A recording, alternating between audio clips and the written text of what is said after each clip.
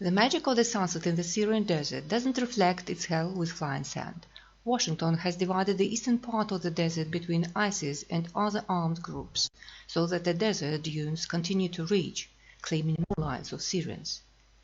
Here, in the desert of Palmyra, there is no melody that Washington played with regard to its presence at El Tanf, namely, the protection of the refugees of the Rukban camp and the fight against ISIS. ISIS was there. We had to flee, leaving everything behind. People think that 55th area is forest, gardens, streets, and in fact is a barren desert where people are dying of hunger. America is deceiving people in order to recruit people, and the misguided have not achieved any results except that they are holding these areas.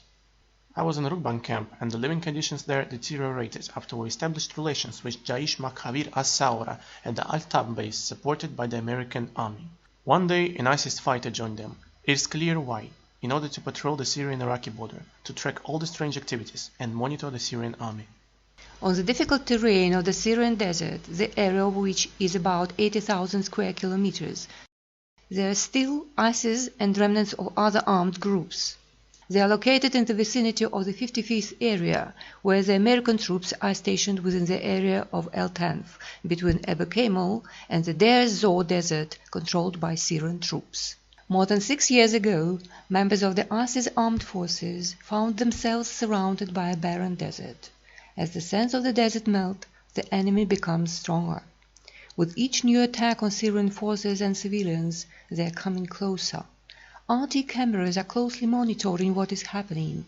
Survivors are reporting on this hidden struggle in the desert, which the sand dunes are trying to cover up. Any plan or question we hear from ISIS fighters or Jaish Makhavir as-Sawra. For 6 to 8 years since the founding of Jaish Makhavir as-Sawra, there have been no clashes between them and ISIS. So, do you mean that they are in some kind of interaction?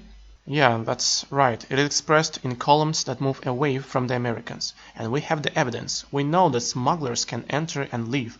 They told us, for example, we have reached such a place.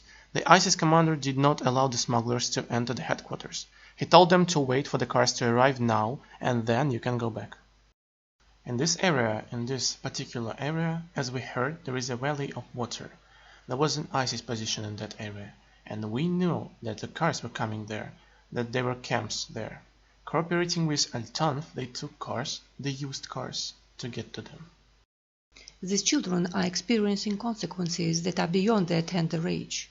One of the hardest chapters of the history of Syrian refugees, which is still being written in this camp, inspired by the service of American troops, whom Human Rights Watch in Syria considered responsible for the safety of the civilian population, while Washington was trying its best to map out the routes of the forces within the framework of the confrontation, hiding in the desert sands. We've heard that the plan was to interconnect the districts of the 55th area in the direction of Abu Kamel. From the Syrian desert, Wafa Shabruni with a report from RT.